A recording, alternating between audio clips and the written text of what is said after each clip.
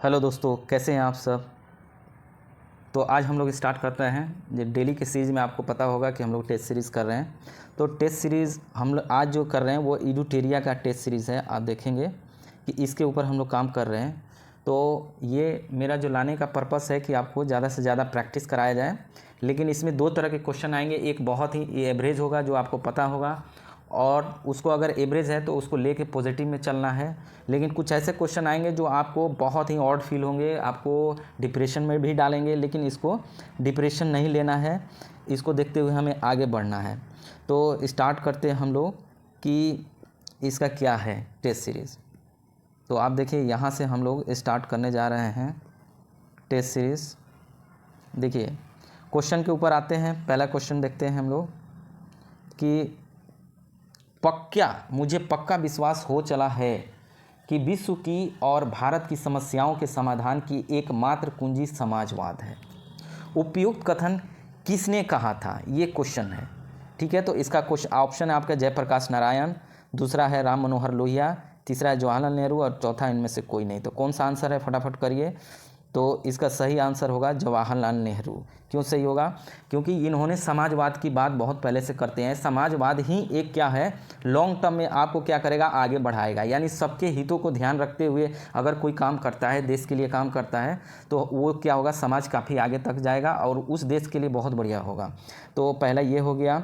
अब हम लोग आगे बढ़ते हैं, उसके बाद देखते हैं अगला क्वेश्चन। दूसरा है क्वेश्चन कि आप देखेंगे, दूसरा क्वेश्चन है कि निम्नलिखित में से किस वर्ष अखिल भारतीय ट्रेड यूनियन की स्थापना की गई थी।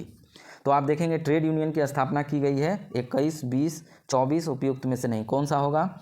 तो इसका आंसर होगा बी होगा। 1920 में किया गया था, लोकमान्य तिलक की प्रेरणा से किया गया था और इसका अध्यक्ष बनाया गया था, लाला लाजपत राय को बनाया गया था। ठीक है, तो इसका ध्यान रखिए। फिर हम लोग अगला देखते हैं क्वेश्चन,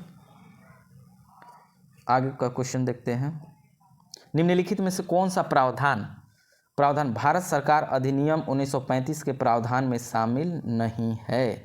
यानी यहाँ आप देखिए क्वेश्चन की शामिल नहीं है, कौन सा प्रावधान बताना है। तो पहला ऑप्शन है प्रस्तावित अखिल भारतीय संघ, दूसरा है प्रांतीय स्वायत्तता, तीसरा है प्रांतों में द्वैध शासन की समाप्ति। तो इसका आंसर होगा डी होगा। क्यों होगा डी? क्योंकि आप देखेंगे ये सारा ऑप्शन 1935 से जुड़ा हुआ है और ये भी सही है, ये भी सही है और ये भी सही है। आप देखेंगे अखिल भारतीय संघ की किया गया था, प्रांत को स्वायत्तता दे दिया था और प्रांतों में द्वैध शासन को समाप्त करके ही प्रांत को स्वायत्तता दी गई थी, इसलिए इसका डी हो जाएगा। इनमें से सब सही है। तो आगे देखते हैं हम लोग। अगला क्वेश्चन है कि निम्नलिखित में से किस प्रदेश में बड़ी संख्या में शिविरम सेना, यानी शिविरम का मतलब होता है सेना के तर्ज पर बने कैंप की स्थापना नमक सत्याग्रह के दौरान की गई थी। तो आप देखेंगे शिविरम का क्या हो गया, कहाँ की गई थी, एग्जैक्ट जगह का नाम पूछ रहा है। तो चौथे का आंसर हो जाएगा तमिलनाडु, मालाबार, आंध्र प्रदेश। तो इसका आंसर हो जाएगा चौथे में सी होगा, आंध्र प्रदेश में ये किया गया है। ठीक है, अगर नहीं पता हो तो आपको ये टेंशन लेने की ज़रूरत नहीं है, क्योंकि ऐसे स्टूपिड क्वेश्चन वैसे भी पूछे जाते हैं। तो इसको टेंशन नहीं लेना है, जो आ रहा है उसको पॉजिटिव लेना है, जो नहीं आ रहा है उसको इग्नोर करना है, क्योंकि ये क्वेश्चन एग्ज़ाम में नहीं आने वाला, ये प्रैक्टिस करने के लिए किया गया है। तो इसको बिल्कुल भी ध्यान नहीं रखना है कि क्या है नहीं है, इसका क्या फ़ायदा क्या नुकसान है। इसका आगे बढ़िया एकदम एनर्जी की तरह काम करना है, टेंशन नहीं लेना है। वर्ष 1916 में कर रहा है कि निम्नलिखित में से किसके द्वारा भारतीय महिला विश्वविद्यालय की स्थापना की गई थी। 1916 में भारतीय महिला, ये देखिए किसके द्वारा की गई है। तो आप देखेंगे डी कर्वे, जेई मैथुन, ईश्वर चंद्र विद्यासागर। तो आंसर होगा ए होगा, डी के कर्वे द्वारा इसको किया गया था और भारतीय महिलाओं के लिए ये मील का पत्थर साबित हुआ था। ठीक है, तो हम लोग फिर आगे देखते हैं। अगला क्वेश्चन छठा क्वेश्चन है। तो इसमें हम देखते हैं निम्नलिखित में से कौन सा बंगाल का अंतिम नवाब था। अब बताइए अंतिम नवाब कौन था? नजमुद्दौला, सैफुद्दौला, मुबारकुद्दौला, उपयुक्त में से कोई नहीं। अब बताइए ऐसे क्वेश्चन से कब मुक्ति मिलेगी कि हम लोग कुछ नए मॉडर्न जो एजुकेशन की तरफ कब बढ़ेंगे, इसका समझ में नहीं आ रहा है। लेकिन एग्ज़ाम का है, पैटर्न है, आपको करना ही पड़ेगा। कब तक भाई मुग़ल सल्तनत और अंग्रेज़ को हम लोग पढ़ते रहेंगे। तो इसका आंसर हो जाएगा सी होगा, मुबारकुद्दौला। ठीक है, सो आगे हम लोग देखते हैं। निम्नलिखित में से कह रहा है कि निम्नलिखित में से किस गवर्नर जनरल ने मेहंदी अली खां एवं मैकलम को अपनी राजदूत बनाकर फारस के शाह के दरबार में भेजा था? कौन सा होगा? तो इसका वेलेस्ली, कॉर्नवालिस और वारेन हेस्टिंग्स। कौन सा होगा इसका आंसर? तो इसका होगा वेलेस्ली। वेलेस्ली के द्वारा इसको बनारस के दरबार में भेजा गया था। ठीक है, और ये लगभग उसका काल आप देखिएगा तो 1798 से 1805 के काल में वेलेस्ली का काल था, इसी ने भेजा था। तो आगे फिर क्वेश्चन देखते हैं हम लोग। इसका हो गया पानीपत के तृतीय युद्ध के पश्चात आप देखिए, पानीपत के तृतीय युद्ध के पश्चात यानी उसके बाद मराठा पेशवा कौन बना था पानीपत के तृतीय? ऑप्शन है माधव नारायण राव, माधव राव प्रथम, नाना फडणवीस। तो इसका आंसर हो जाएगा, इसका आंसर होगा कौन सा होगा? तो ए होगा, माधव राव, सॉरी इसका बी होगा। 8 में माधव राव प्रथम इसके आंसर होंगे। तो इसको देखते हुए फिर आगे बढ़ते हैं हम लोग क्वेश्चन को। देखिए किस वर्ष बम्बई एवं मद्रास को सती प्रथा पर प्रतिबंध लगाया गया, यानी कब लगाया गया? ऐसे आप देखेंगे तो नॉर्मली आपको 30 के आसपास है, वो 1829, 30, 31 ये आप देखेंगे तो 29 में तो इसकी दिसंबर में स्टार्ट हुई थी। लेकिन यहाँ क्वेश्चन कर रहा है कि मुंबई और मद्रास ये इसमें कब प्रतिबंध लगाया गया था? तो इसका आंसर हो जाएगा बी होगा, 1830 में इसको किया गया है। अब आगे बढ़ते हैं क्वेश्चन। तो इधर तो ख़त्म हो गया, फिर हम लोग अगले क्वेश्चन 10वें पे आते हैं। ठीक है,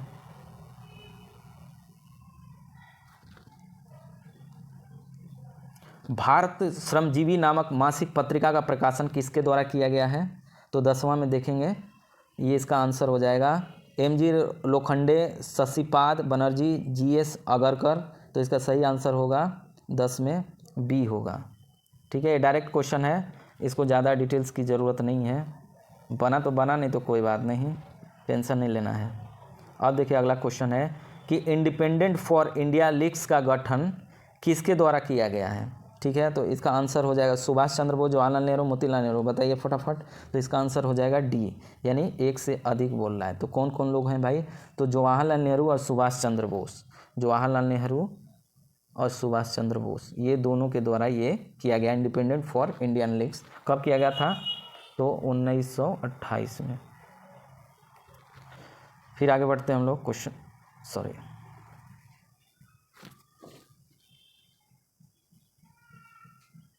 फिर आगे बढ़ते हैं हम लोग। इसका क्वेश्चन देखिए कि 1937 के प्रांतीय चुनाव में कांग्रेस ने कितने प्रांतों में पूर्ण बहुमत प्राप्त किया था? 12 का क्वेश्चन है। तो आप देखिएगा इसका 5, 7, 11, तो आंसर होगा 5 वो 5 में किया था। ऐसे टोटल देखा जाए तो 11 प्रांत में हुआ था, लेकिन कांग्रेस की बात कर रहा है यहाँ पे, इसलिए इसमें 5 ही होगा आंसर। आगे बढ़ते हैं। 13वां है कि महात्मा गांधी का आप देखिए कि महात्मा गांधी के राजनीतिक गुरु कौन थे? ये ठीक है क्वेश्चन, सिंपल क्वेश्चन है, आया हुआ क्वेश्चन है। तो इसका कौन है उनके गुरु? तो गोखले जी हैं। तो ये हो गया गोखले का आप देखेंगे 1905 में सर्वेंट ऑफ इंडिया सोसाइटी की स्थापना की थी इन्होंने, तो इसको याद रखिएगा। अगला क्वेश्चन है किस वर्ष दक्कन कृषक राहत अधिनियम पारित किया गया था? बताइए। तो 14 का आंसर हो जाएगा, आप देखिए फटाफट, 1879 में किया गया था। आप दक्कन में आप देखेंगे कि उपद्रव आयोग का गठन किया गया था। कब किया गया था? तो 1875 में किया गया था। इसी को देखते हुए एक कमीशन बना था, अधिनियम बना था, वो है 1879 में। अब देखो क्वेश्चन, किस वर्ष कह रहा है कि किस वर्ष गवर्नर जनरल के समय सिंध को अंग्रेजी साम्राज्य में मिला लिया गया था? किसको मिला लिया गया था? तो 15 का आंसर होगा एलनबरो, इसका आंसर होगा ए।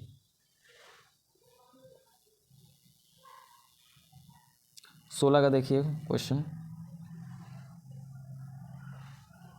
गुप्त काल की प्रशासनिक पद्धति के संदर्भ में निम्नलिखित कथनों पर विचार कीजिए।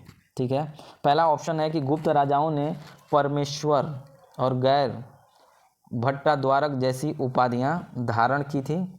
दूसरा है कि राजपद ज्योष्ठी की प्रथा का कायम था। तीसरा है कि इस काल में सिक्कों की लक्ष्मी देवी का चित्र किया गया था। तो इसमें कौन सा आंसर होगा? तो इसका आंसर होगा 1 और 3। आप देखेंगे इसका सही आंसर होगा। ठीक है, 1 और 3 यानी ए आंसर हो गया। ये देखिए, सल्तनत कालीन किस शासक वर्ग के संदर्भ में कहा जाता है कि उनकी राजत्व सिद्धांत समानता पर आधारित था और उनका शासन व्यवस्था राजतंत्रीय न होकर के कुलीन तंत्र है। तो आप देखेंगे इसका जो सही आंसर होगा वो होगा लोधी वंश, बी होगा।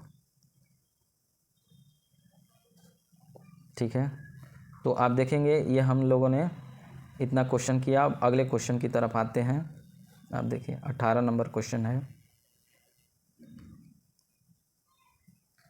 कि हड़प्पा सभ्यता के अंत के विषय में निम्नलिखित विद्वानों के विभिन्न तर्क हैं। कौन कौन तर्क हैं? तो आप देखिए इन तर्कों के क्या क्या हैं। नदियों का सूखना, दूसरा जंगलों का विनाश होना, और तीसरा में है कि शासकों का नियंत्रण समाप्त हो जाना। ठीक है, तो आप देखेंगे हड़प्पा में एक नहीं कई तरह के कारण थे। तो इसका जो आंसर होगा, ठीक है, इसका सही आंसर होगा डी हो जाएगा। क्यों? क्योंकि सब सही है। तो आप देखें 1 2 3 सब सही है, तो इसका देखते हैं डी आंसर हो जाएगा। फिर अगला क्वेश्चन बढ़ते हैं हम लोग।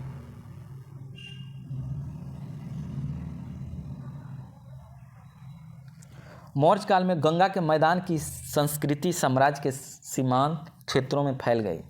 गंगा मैदान की इस नई संस्कृति के आधार क्या थे आधार? तो आप देखिए इसका कौन सा आधार होगा? तो आप देखेंगे इसका तो इसका पक्के ईंटों का प्रयोग सही है, छल्लेदार कुओं का प्रचलन ये भी सही है, और पूर्वोत्तर भारत में नगरों का उदय ये भी सही है। यानी इसका भी आंसर डी हो जाएगा, डी। और चौथा में क्या था? ये भी है, चौथा भी है इसका। तो यानी 1 2 3 4 उत्तरी काली पॉलिशदार भी हो जाएगा। 20वां क्वेश्चन आते हैं कि 1857 के विद्रोह किस भारतीय शासकों ने विद्रोह को कुचलने के लिए अंग्रेज़ों का साथ दिया? 20 में आप देखेंगे तो किसको साथ दिया था? हैदराबाद के निज़ाम, भोपाल के नवाब, ग्वालियर के सिंधिया, राणा। यानी ये सारे जो हैं सब आंसर सही होंगे इसका। तो इसका डी हो जाएगा आंसर, यानी उपयुक्त में से सभी। ठीक है, अगला जो क्वेश्चन है, खातौली की लड़ाई किसके मध्य लड़ी गई थी? बताइए। तो ये राणा संगा इब्राहिम लोदी, राणा संगा महमूद द्वितीय, राणा कुंभा इब्राहिम लोदी। तो कौन सा आंसर होगा? इसका जो आंसर हो जाएगा फटाफट बताइए। इसका आंसर हो जाएगा ए होगा। कैसे होगा? राणा संगा इब्राहिम के बीच में युद्ध हुआ था। कब हुआ था? 1517 में हुआ था। उसके बाद जो है इसमें जीता कौन था? तो आप देखेंगे राणा संगा ने जीता था, इब्राहिम लोदी को हराया था। आगे बढ़ते हैं हम लोग क्वेश्चन 22वां। निम्नलिखित में से किन स्थानों पर 14वीं सदी का आप देखेंगे 14वीं सदी में फिरोज शाह तुगलक को अशोक के 2 स्तंभ मिले थे? कहाँ मिले थे फिरोज शाह तुगलक में? तो टोपरा सिकंदरा, टोपरा मेरठ, सिकंदरा पंचकूला, उपयुक्त में से कोई नहीं। तो इसका आंसर होगा बी, टोपरा और मेरठ से मिले थे। अगला जो है स्टेटमेंट देखिए, हालांकि कुछ और क्वेश्चन पे है। निम्नलिखित पर विचार कीजिए। बाबा फरीद की काव्य रचना को गुरु ग्रंथ साहिब में स्थान दिया गया। ठीक है, 23 का ये है। आगे बढ़ते हैं। इसके बाद हम देखते हैं पहला ऑप्शन तो बाबा फरीद के काव्य गुरु ग्रंथ साहिब का स्थान दिया था। दूसरा है, यानी पहला सही है। दूसरा है अमीर खुसरो निजामुद्दीन औलिया के अनुयायी थे। और तीसरा है कि मलिक मोहम्मद जायसी ने पद्मावत की रचना करी है। कौन इसमें से सही बताना है? 23 का बताइए। तो ये जो आपको तीनों सही है। पहला भी सही था, 1 मिनट, पहला भी सही, दूसरा भी सही, तो उपयुक्त में से डी आंसर हो जाएगा। 24 में है कि भारत के कुषाण वंश की स्थापना किसने की थी? 24 में आप देखिए कुषाण वंश की, तो भीम कटफिसस, कुजुल कटफिसस, कनिष्क, कौन होगा इसमें से? तो इसका आंसर होगा ये होगा कुजुल कटफिसस, भीम नहीं कुजुल। ये कन्फ्यूज़न दोनों में हो सकता है। आगे बढ़ते हैं हम लोग। दारुल सफ़ा की स्थापना किसने की थी, ये भी डायरेक्ट क्वेश्चन है। तो इसकी स्थापना किसने करी थी, फटाफट देखिए। फिरोज शाह, गयासुद्दीन, मोहम्मद बिन तुगलक, किसने की थी, तो ये किया था फिरोज शाह तुगलक ने इसको किया था। आगे देखते हैं क्वेश्चन।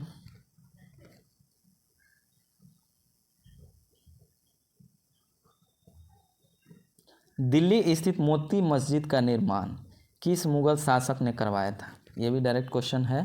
तो ये इसका आंसर हो जाएगा औरंगजेब, पता होगा आपको। आगे बढ़ते हैं हम लोग। सूर्यास्त नियम संबंधित किससे है, बताइए फटाफट। तो सूर्यास्त जो नियम है, बंदोबस्त, व्यवस्था, अस्थाई, तो ये अस्थाई से जुड़ा हुआ है, यानी आप देखेंगे केवल 3 होगा इसका आंसर। आगे बढ़ते हैं क्वेश्चन 28 में। तो आप देखिए 28 क्वेश्चन, निम्नलिखित विद्रोहों को कालक्रम के अनुसार कौन सा विकल्प सही होगा 28 में। तो आप देखेंगे सन्यासी विद्रोह, नील विद्रोह, पावना विद्रोह, नील विद्रोह, सन्यास। तो पता होना चाहिए कौन से डेट में है, तो आपका आंसर होगा ए हो जाएगा। सन्यासी कब बना था, तो 1763 से लेके 1800 के आसपास ये था। उसके बाद नील विद्रोह आया तो 1859 के आसपास, 59-60 के आसपास है। और ये पावना विद्रोह हुआ है 1873 में, यानी ये 73 हो गया, और ये 1859 हो गया, और ये हो गया 1763 हो गया, यानी ये आंसर हो जाएगा इसमें। अगला क्वेश्चन, हंटर शिक्षा आयोग 1882-83 का गठन किस स्तर की शिक्षा के सुझाव के लिए किया गया था। हंटर तो है ही एजुकेशन के लिए, तो आप देखेंगे कि इसमें लगभग सबका है, ठीक है। उपयुक्त में से डी आंसर होगा। प्राथमिक, द्वितीयक, तृतीयक, ये सब पे जोड़ दिया गया, सुझाव दिया था। 30वां जो क्वेश्चन है,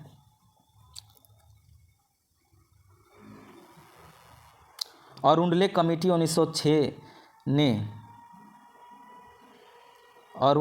1906 ने किसकी सिफारिश की थी, बताइए। ये जो कमेटी बनी थी अरुंडले, किसकी सिफारिश की थी, तो आप देखेंगे इसका आंसर होगा बंगाल के बाद उड़ीसा में बिहार को अलग करने की, कांग्रेस की कार्यप्रणाली को अवैध घोषित करना, और तीसरा है विभाजित बंगाल को पुनर्जीवित करने के लिए। तो इसका सही आंसर होगा सी होगा, ये 1906 में किया गया था, ठीक है।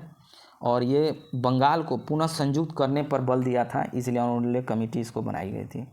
तो आज मैं यहीं तक 30 ही रखता हूँ। 30 सिर्फ हिस्ट्री का क्वेश्चन है, फिर अगले वाले में हम लोग डिस्कस करेंगे